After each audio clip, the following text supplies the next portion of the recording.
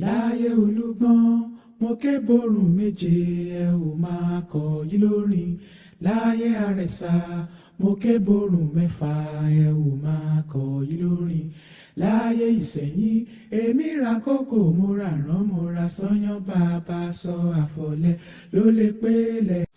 Hello everyone, my name is Adiemo Adegbemiga Ganiu and I welcome you to my new Yoruba Abrahamic YouTube video. Today I want to touch on the word of Lucifer, its references to the Yoruba people's ancient history, what it actually means in reality, and even though I agree with some part of the history and some I don't agree because there are no references or archaeological reference to even see the way people portray it today. We need to first understand that the word Lucifer and everything about his identity, his attributes, and the entire historical references are completely different to what the people knows of him of today. Even though the concerned character doesn't really have a direct history or record with the Yoruba's ancient people, either directly or indirectly. But let me brief you on what people continuously say about him today, or what people teach themselves about Lucifer, and which has become a common belief or norm among the Christian and the Muslim people across the world. It is said that this Lucifer was actually an angel of the Almighty. Some even said he was the first angel, or he was a special angel, or stuff like that. And they all dwelled in the sky for some thousands of years before the humanity was created. And due to his uniqueness, because he was gifted according to them most than the rest angels of heaven, he was the father of the musical, he has sweet voice, all these things, and he became very jealous of the creation of mankind. And as a result of that, his arrogance made him to be casted down to the earth, and with a laid cost. And when he was actually coming to earth, 2/3 of the heavenly angels did follow him down to earth to re-establish themselves. Then later formed an alliance, a sort of rebellion movement against the Almighty and everything that came from the Almighty. And as a result of that, he became the king of the earth, the father of evil on this earth, while his followers, who are also the 2/3 angels that decided to choose him over the Almighty, also following it, and then became what we know today as Satan. Why both of them now continues to disturb or torment humanity, luring them into sin, causing them to do things that will provoke the Almighty, so that the humanity too can as well be caused as sin, and the Almighty will be at the lost end.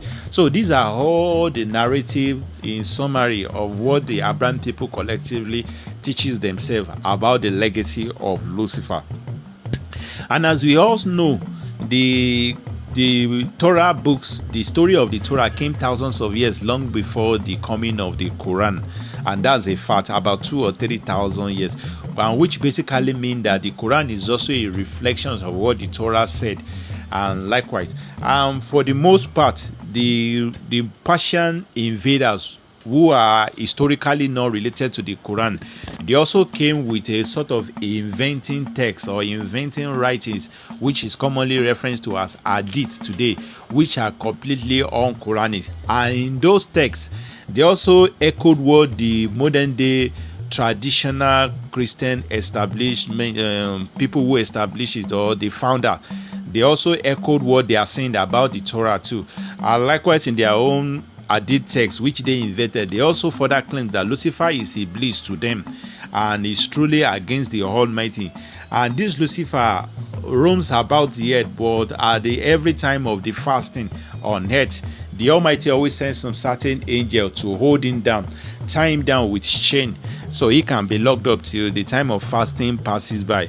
And I swear, I think in Tamim Midari also, it was also stated also that this same Lucifer, that his kingdom is at the middle of the sea, which some Muslim traditionalists guess that maybe it could be at the Bermuda Triangle, where the plane and everything continue to get lost or get drowned by some unknown entity within the ocean.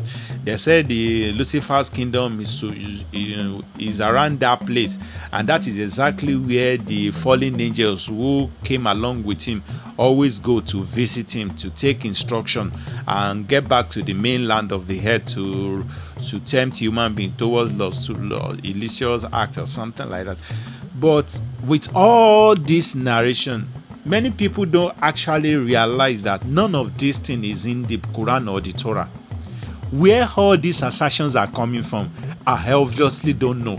How this unverifiable narration became part of our system is still unknown to me, because at least this kind of story, this fascinating story, or supposed to have a hold either both in the Quran or in the Torah or something, but in the entire world no scholar have been able to give us any reference where this narrative is coming from. And likewise, the African people hold this story to heart. Throughout let me give you an instance. The word Lucifer only appears just once in the entire Bible verses from A to Z.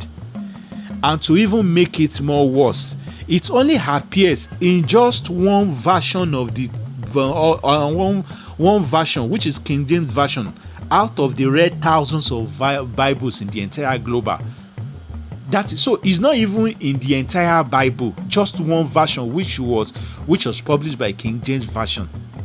That is where you will find the word Lucifer, and it was referring to in the Bible of Isaiah 14-12, when it stated that, "How art thou fallen from the sky, O you Lucifer, the son of the morning star, and cut down to the ground."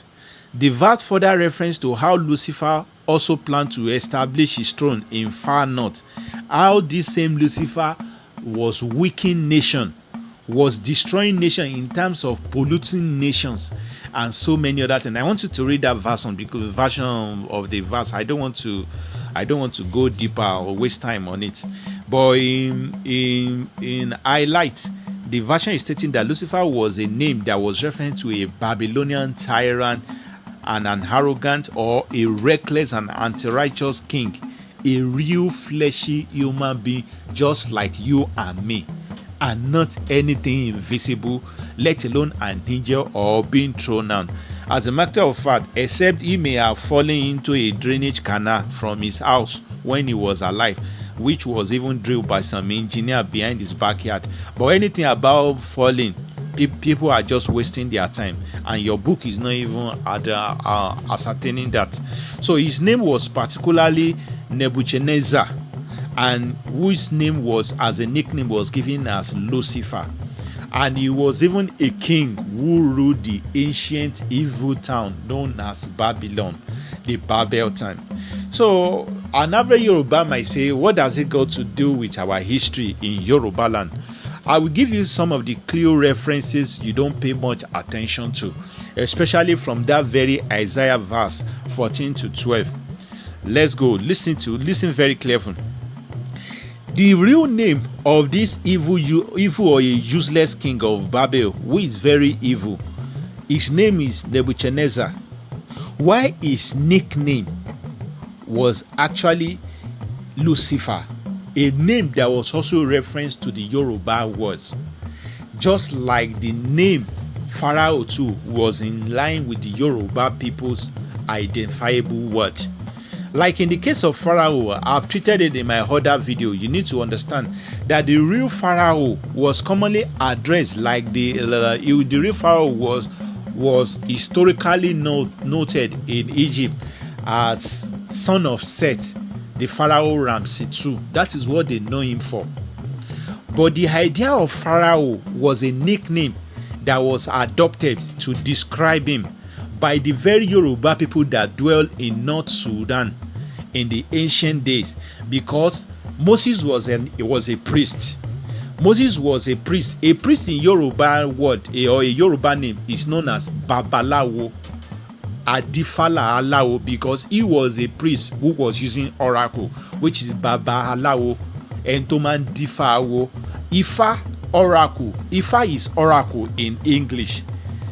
The Ifa practitioner are Babalawo. Moses was an oracle practitioner, just like the rest prophets who are also Babalawo of the same Torah. I hope you get it.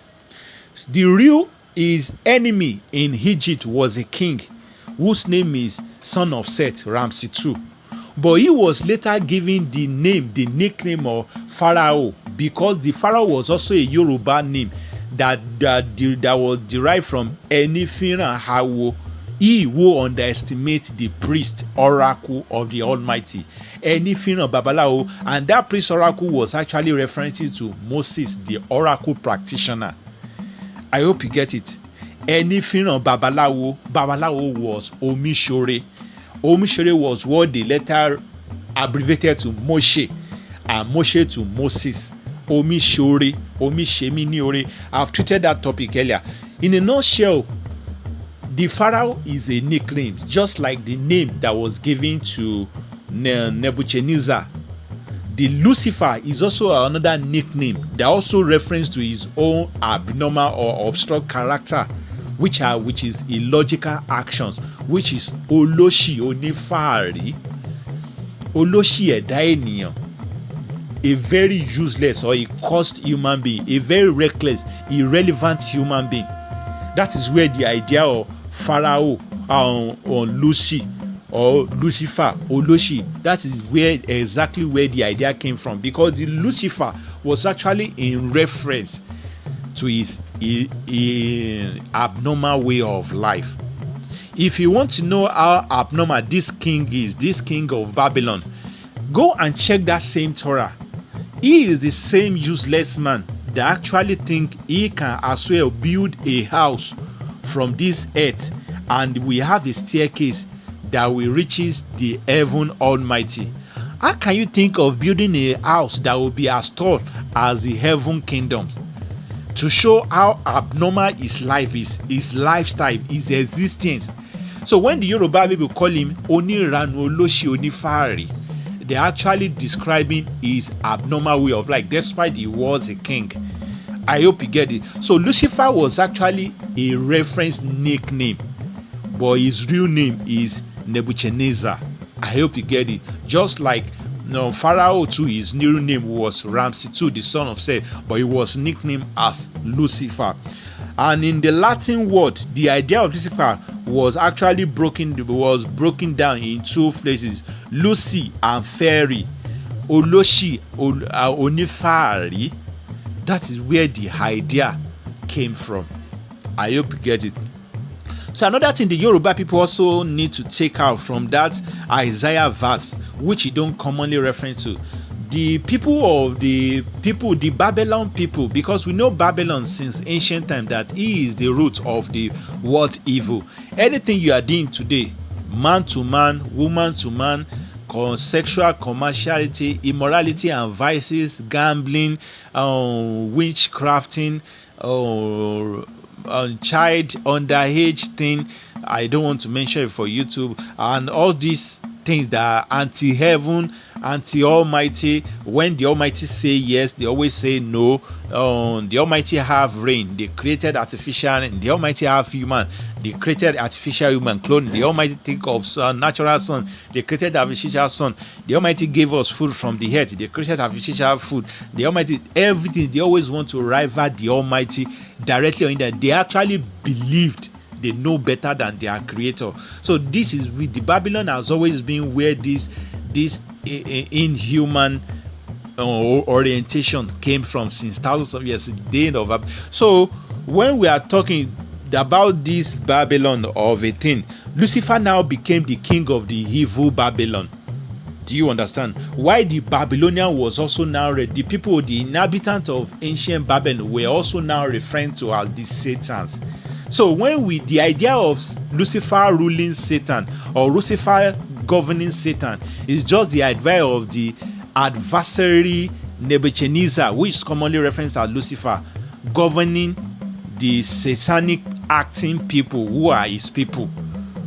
Everything about Satan and Lucifer had to do with the human side, absolutely have nothing to do with heaven. So, but this is why the legacy of that adversary Nebuchadnezzar, which is reference to Lucifer, he now became an hero to his people generationally to today, who are Caucasians by nature, by default, and by nature they are Caucasians. So it's not so surprising that an average Caucasian they continue to worship Lucifer, portraying Lucifer as the god of the everything through different depiction across all religion, either as Baphomet, either as Jesus, either with the sign everything. They even dub themselves as the Luciferian, because Lucifer was actually the king, the father of the most adversary being, the first person who first tried it to go against the heaven. And because they are actually the Babylonian people who actually saw him as an hero and continue to promote to live on his legacy, this is why we have them. So the idea of Lucifer was actually their great grandfather inside Babylon, where they came from. Why they are actually the followers of Lucifer, the people of Lucifer as a real human being, which is why the idea of Satan was taken from adversary being, while Lucifer became the king of adversary being. So for you to now understand better what I'm trying to say, that same Isaiah verse that Lucifer was now saying, you've made up in your mind that you will create a kingdom at a far north. That far north, that far north has bigger explanation, and this is how you need to understand it. That far north now became where the Caucasians who dwell in North Africa, because the original Babylon is in between North Sudan to Egypt, according to different pre-colonial maps, which are Kali maps, all these things, where the humanity, because after Shem and Ham, most of them, they earlier lived together before they began to spread out, migration out of Africa, million years, Homo erectus, Homo hereditors, all these things. So, but the days of Nature Bonisa, which is known as Lucifer, was the earlier days of the world before the migration of the Caucasian, before the group Caucasian left Africa to migrated to far Europe. I hope you get it. This is why during the time of Babylonian Nimrod, all these things, they said the world still speak just one single language, because when much, I hope you are getting it. But so for the Lucifer to now say, after he dwelled in that North Sudan area, he had his mind at that far north where the Caucasian people eventually now met, because he said that is where my own people who believe in my own anti-adversary philosophy of life would dwell, so that far north now had different name over time. Like I think in Sahih Bukhari, they dubbed the name as the Najiri. Najiri means horns of devil, where the two group of devil clans dwelled in Najiri. Muslim can go and find out. I'm not making this up. Najiri, that is where the horns of devil now dwell, which are the Yajuj and Majuj. I'm sorry, I have to say the Persians and the Europeans by default, which are also known as the Gog and Magog. And they are also the people the Torah is referencing as the Satans. I hope you understand it. And also as the Caucasians, because if you check the Quran made it known that they were locked up in the prison in far north, where Lucifer said his kingdom will be. So that far north, they later escaped. That is why the Bible also said that after thousands of years they shall be released, and after they are released, that was when they began to spread across the world to reconquer black land, invade land, enslave black people, all these things. The initial person who locked them up as Caucasian, because the area where they were locked up was around the Caspar Sea, close to Georgia, and if you move closer to type of Russian area, that is where they were locked up. The Caucasian area, Caucasus Mountain, was now what they collectively now became Caucasian people. The area they were, where they were locked up, was where the Bible referred to as prisons of Satan, where Lucifer said his throne will be, where Lucifer also referenced that his own people who have his own anti-adversary mentality will be, before they now came. Because the Bible also said it from that where he said the Satan will be locked up, after being locked up and they are released, these same satanic people who are also the followers of Lucifer, Nebuchadnezzar of Babylonian, ancient Babylon. He said they will still go out of that prison and still continue to commit the evil they were doing before they were initially locked up for. And the person who locked them up, you want to know the person who locked them up? His name is Mansa Musa in West Africa, a Negro ancestor. Mansa Musa of Mali was the one who initially locked these Caucasian people up. Mansa Musa in Quran was referring to a Odo Lokunrin Oni Ohun, a young man, a young man, agile man who is extremely rich and who has everything within his grasp. If you check out the Quranic verse, he also said, Dukanim walks around the head. We know that Mansa Musa moved around the earth, sharing gold to the less privileged. He said, this man now reaches the far places where there is a mix of dark water, which is the Caspian Sea, the Black Sea, where he founded some people who complains that the people of the Gog and Magog, they commit all sort of abomination. Can he help them to build a wall that will shield them off from them? That was where the Satan was locked. That is where the Bible was also referring to. It's a deep story. Honestly, it's a real deep story. But the person is Mansa Musa, because they were trying to contain their evil. So when we talk about Lucifer and why the Europeans continue to praise Lucifer as their hero, as their adversary being, anti-heaven, is because they were actually the followers of Lucifer in ancient Babylon. And the idea of Lucifer being a fallen angel and the Satan being he has no reference in the historical record. The connection between the entire history and Yoruba, because most names were nailed down with the Yoruba words, which also identify with their individual character in their lifetime and their legacy. So that is where the idea of Lucifer came from. So this is my own opinion, by the way, because it took me a time for me to study the Quran, study the Bible and some political history before I could be able to come up with all this narrative. And each time I do it, I always get a very fantastic result, because it always land me in a point where I don't always expect, but a very positive one. So make your comment known below. When we make your comment known below, make your opinion known. Let me share it. Press the like button, and I will see you in my next video. Thank you and bye for now.